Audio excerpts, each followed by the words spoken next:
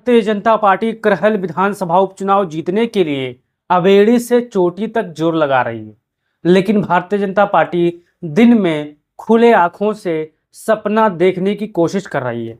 Bharatiya Janata party ये चाहती है कि समाजवादी पार्टी के परिवार से ही कोई भारतीय जनता पार्टी का यहाँ पर करहल उपचुनाव का प्रत्याशी हो।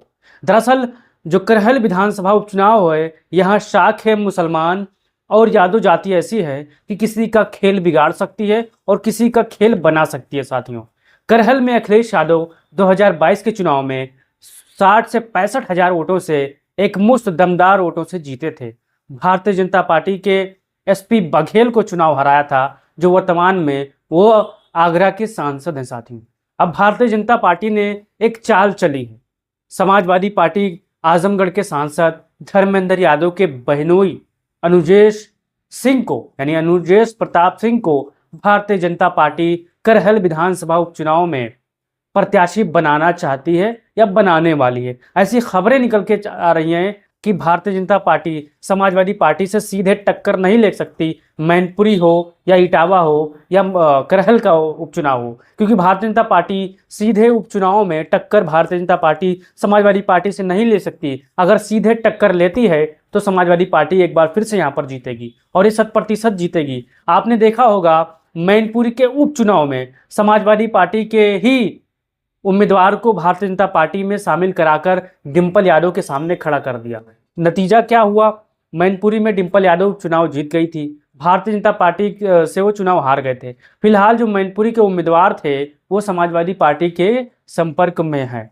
जो उपचुनाव लड़े थे शाह साहब शिवपाल यादव के काफ़ी करीबी थे और काफ़ी दमदार नेता थे। साथियों, लेकिन शिवपाल यादव की बात नहीं मानी थी, भारतीय जनता पार्टी में शामिल हो गए थे और चुनाव लड़ा और नतीजा वहाँ पर देख लिया। तो भारतीय जनता पार्टी अब धर्मेंद्र यादव के जो बहनोई हैं अनुजेश यादव, उन पर दांव लगाना चाहती है। अब खबर निकल के सामने ये आ रही है कि उनको लखनऊ बुलाया गया था, टिकट के सिलसिले में बात भी हुई थी, मान मनवल भी हुआ था कि इनको उपचुनाव लड़ाया जाए। अब कितना सत्य है भारतीय जनता पार्टी के लोग जानते हैं, क्योंकि भारतीय जनता पार्टी लगातार हमेशा पिछले दरवाजे से राजनीति करती आई है, ये आपको पता है। अब मैनपुरी में उपचुनाव जीतने के लिए धन बल, सत्ता का बल और यहाँ पर कार्यकर्ताओं को गिरफ्तार कराने का बल भी होगा। साथियों, क्योंकि मैनपुरी में उपचुनाव में जो मैनपुरी का जिला आता है उसी में करहल आता है। साथियों, आप करहल के होंगे, मैनपुरी के होंगे, तो आपको वहाँ की राजनीति पता है कि भारतीय जनता पार्टी सिर्फ पर्चा भरेगी, पैसा खर्चा करेगी, लेकिन जीत अंत में समाजवादी पार्टी की होगी। अब कौन है अनुजेश यादव, जान लेते हैं।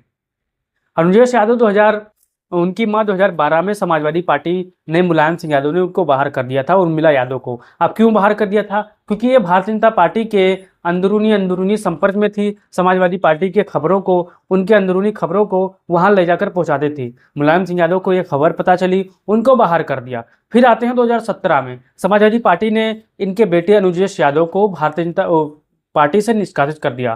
2017 में ही मार्च के महीने में जब चुनाव हुआ था तो ये भारतीय जनता पार्टी में शामिल हो गए थे अनुजेश प्रताप सिंह। साथियों, अब खबर निकल के सामने आ रही है कि भारतीय जनता पार्टी से ये उपचुनाव लड़ सकते हैं। अब कितनी खबर ये सच है ये आपको पता है, क्योंकि भारतीय जनता पार्टी मैनपुरी हो, करहल उपचुनाव हो, यहाँ पर वो टिक नहीं सकती। इसलिए समाजवादी पार्टी के परिवार का, समाजवादी पार्टी के यादव परिवार के बहनों का सहारा लेने जा रही है। साथियों, आप बताइएगा कि करहल में भारतीय जनता पार्टी कितना कामयाब होगी और कितना नुकसान उठाएगी, ये आप बताइएगा। आप करहल के होंगे, मैनपुरी के होंगे या उत्तर प्रदेश के कोने कोने होंगे, क्योंकि करहल एक ऐसा सीट है जो उत्तर प्रदेश नहीं पूरे देश विदेश में इनकी नजरें हैं कि यहाँ पर क्या हो रहा है।